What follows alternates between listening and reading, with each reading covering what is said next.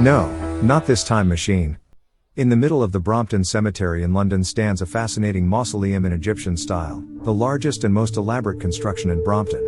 It would be remarkable for its imposing stature alone, but there's more to the story. It is believed to be a fully functional time machine.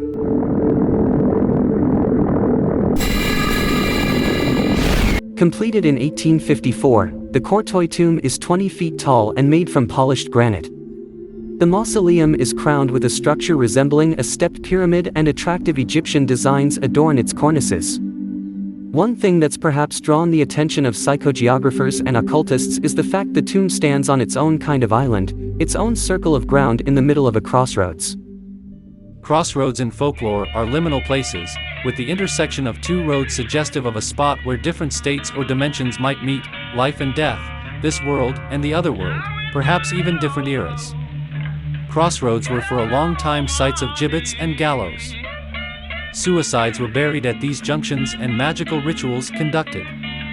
Crossroads were even viewed as places where, as in the case of the blues musician Robert Johnson, you could approach the devil to ask a favor. High on the walls, on all four sides of the tomb, are large circular holes. Each of these contain what appears to be a glass orb, and each has 8 smaller holes and a ring around it.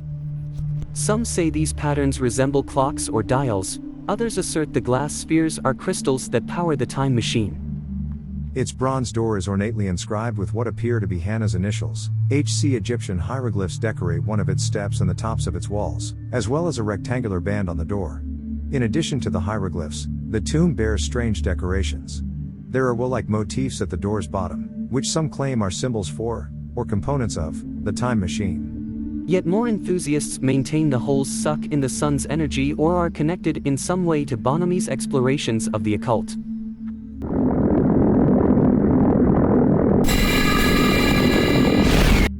Hannah Courtois, born Peters, was a mysterious woman. She never married, but she inherited a fortune from an elderly merchant by the name of John Courtois. She worked for him as a housekeeper and later took his name.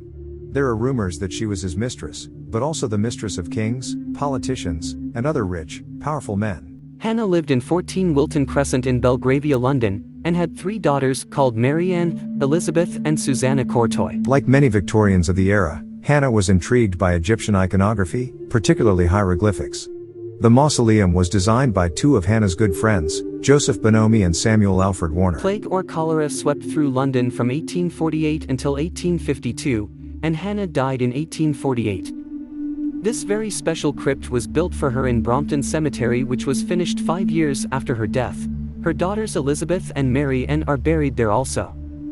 Strangely, it is the only mausoleum for which plans do not exist, and the theory is that it was created by a Samuel Warner, who also invented the torpedo and died in suspicious circumstances. Bonomi's tombstone is fairly modest, certainly in comparison to the lavish Courtois mausoleum.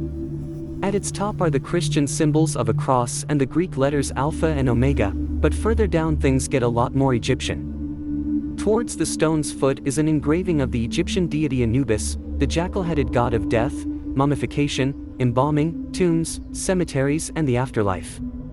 There are 2 intriguing things about the depiction of the deity. One is that the god is facing in the direction of the Courtois tomb. The other is that Anubis is positioned on some sort of structure or plinth.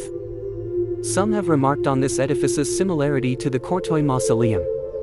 While the dimensions of Anubis's plinth don't exactly match the trapezoid shape of the Courtois tomb, you have to admit, if you allow just a little imagination to color your thinking, that the resemblance is curious to say the least. In the early days of December 1853, Warner died in unclear circumstances, leaving a widow and 7 children. The fact that he was buried in an unmarked grave indicates he made little, if any, money from his supposedly revolutionary inventions. The mausoleum was finished in 1853, 5 years after Hannah died. Shortly after the completion of construction, Warner died in suspicious circumstances. Some say he died because of what he discovered while working on the time machine. Others say that Bonomi killed Warner to stop him from telling anyone about their project. Another version of the story is that Warner didn't die at all and simply traveled in time and disappeared. Another mystery is that the door has been locked from the inside, with the key in the lock, as you can see in this video we took. The claims about the Brompton Cemetery time machine are unsubstantiated and lack evidence. While there may be some intriguing details associated with the mausoleum, such as the wheel motifs and the circular hole in the top, it is important to remember that these features could have other explanations, and their association with time travel is purely speculative.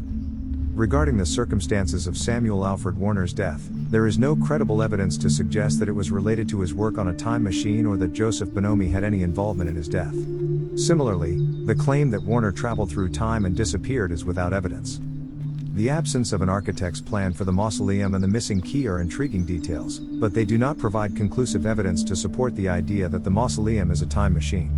And without such evidence, it is best to treat these stories as myths or legends. The Brompton Cemetery is a fascinating place with a rich history and beautiful architecture, and it is worth exploring for its own merits. Would you like to know more? Thank you for watching this video. If you like this video, please hit the like button. To keep up with future videos, please subscribe. This is the Two Boomers.